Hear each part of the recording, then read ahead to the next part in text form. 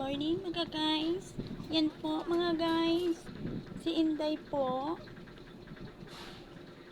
Pumunta po kami ng Cloud9. Umakyat po kami sa Hanging Bridge. Sobrang nakakatakot po sa 360 po yan. Nakakakaba. Si Inday hindi na makapagsalita sa sobrang takot. Sobrang taas. Nakakatakot talaga. I'm scared talaga. Diyan lang po yan sa Cloud9 po yan. Cloud9 Antipolo.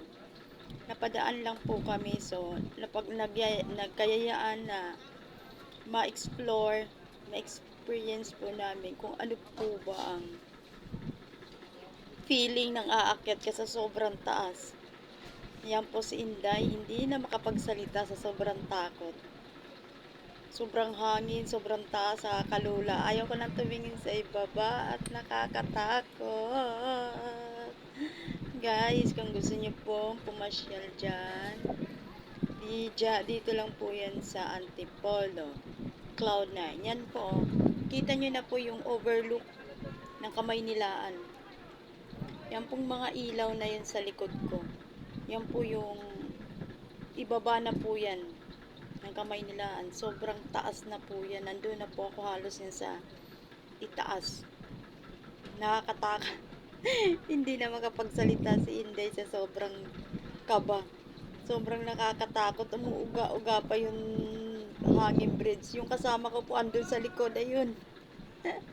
Iniiwanan ko kasi natatakot ako. Baka mamaya hawakan niya ako eh. Lalo ako matatakot. Gusto ko nang bumalik niyan. Kaya lang naisip ko. Hindi na challenge.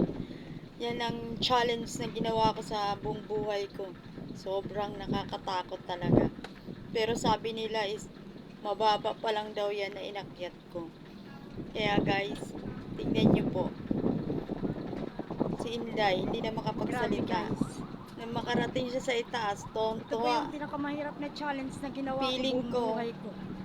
Yung ako na nakasurvive ako sa nagbayad. isang Ako pa yung tinatakot. pagtawid.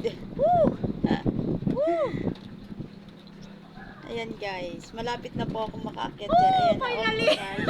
Yay! Tawa si Inday.